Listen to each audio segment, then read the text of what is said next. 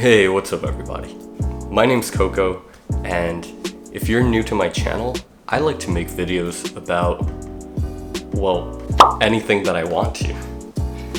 So basically, I work in the product management space for a biotech company, and I work with software engineers and designers to build out some business-to-business software. I wanted to start a series where I talk about the nuances in the workplace that you're not really taught about in school, and something that I feel people don't really talk about that much either. Okay, so before I get into it, please like this video, and if you can subscribe to my channel down below, it'll help me out. So in this video, I'm going to be talking about communication.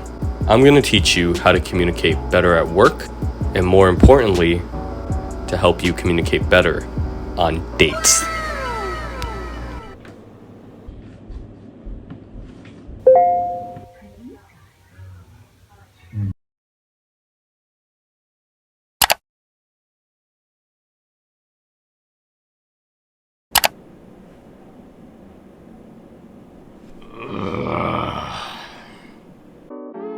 So there are many different ways of communicating at work, and one of them is written. So whether it's through emails or instant messaging like Slack or Microsoft Teams. Now when you're communicating over writing, it's best to be as succinct as possible. Nobody has the time or the attention span to read through long emails or instant messages. And chances are higher that the longer you write, the more confused the recipient is going to be. Because they have to spend all that time to read through your long message amongst everything that they're doing. So, of course I don't mean write so little that it's still confusing, because that's not going to help anyone. What I find works in written communication is to use bullet points if I want to convey something that would be an essay otherwise. So basically what you do is you start with one or two sentences just to summarize the point that you're trying to make, and then all the details can come with bullet points afterwards. So make sure that each of your bullet points are succinct as well, or else that would defeat the point of this. Have you ever had a dream that you want?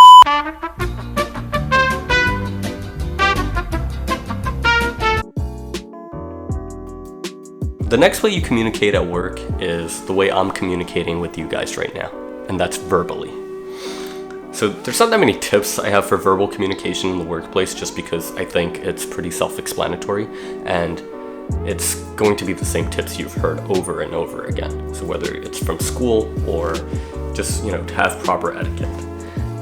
However, the few things that I think are worth noting just to make your communication a lot better is to, one, avoid using filler words such as like, or because using these words makes it harder for the listener to really understand the point that you're trying to make, because these words are getting in the way, and to some people it can be piercing.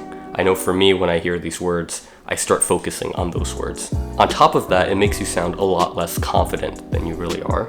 I know it's hard, but practice and just think about not using these words when you speak. And then the second point I have for verbal communication is just to be more direct. So ask for what you need and give the proper background information to explain why you're asking for what you're asking for. Because most of the time, people do want to help you out. It's just that they don't know what you're even asking for, and they don't have the same context that you have. So, you'll make both of your lives easier just by providing context ahead of time.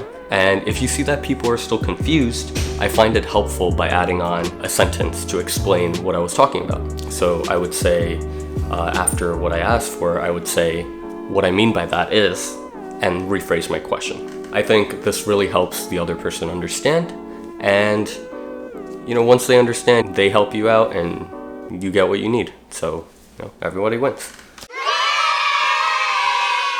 I hope you guys enjoyed that video, and leave me a comment down below if my tips helped you out at work. And if you liked it, please like this video and go ahead and destroy the subscribe button. I'll see you guys next time.